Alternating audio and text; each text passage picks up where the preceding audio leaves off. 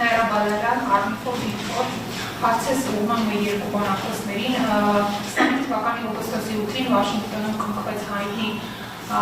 Վաշինգտոնյան դեկլարացիաները, ինչպես դրանք ազդեցին այդ նորությունների փաստորեն ազդեց հայկական ֆոնդերի եկամտաբերության վրա, եւ երկրորդ հարցս դեռևս 23-24 թվականներին խոսակցություններ կար, որ առողջապահության ապահովության ներդրման պարագայում հնարավոր է առողջապահության կառավարման հիմնադրամը համագործակցի կենսաթոշակային հիմնադրամների հետ, այսինքն ֆոնդերին տրամադրել են գումարներ կառավարման իմաստով։ Ինչ-որ տեղաշարժ կա այդ առումով պայմանավորվածություններ կան, թե չէ, եւ տեսնում եք այդ համագործակցության հեռանկարները այս պահին։ Շնորհակալություն։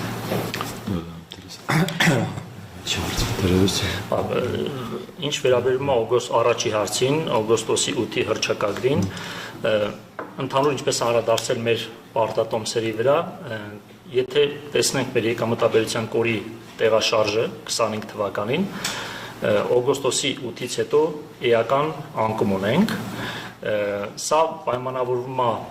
որոշակի առումով զարգացող շուկաների միտումների հետ, որ այսինքն մենք ունենք նման տրենդ զարգացող շուկաներում, բայց նաև ունենք ներհատուկ իրավիճակ Հայաստանում, որը բերել է նման իրավիճակի մեկը դա,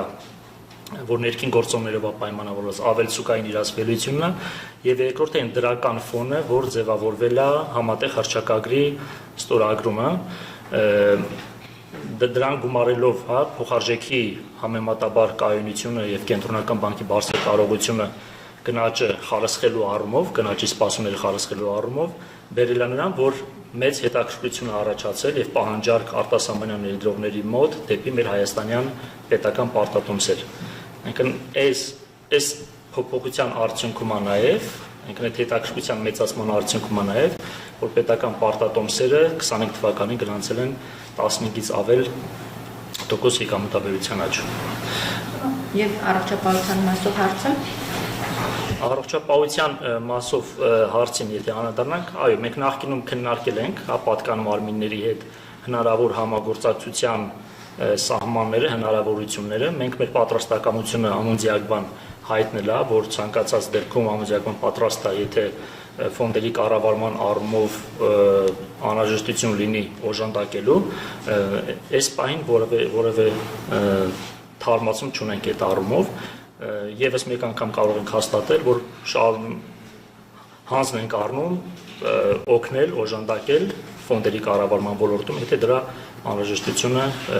առաջանա։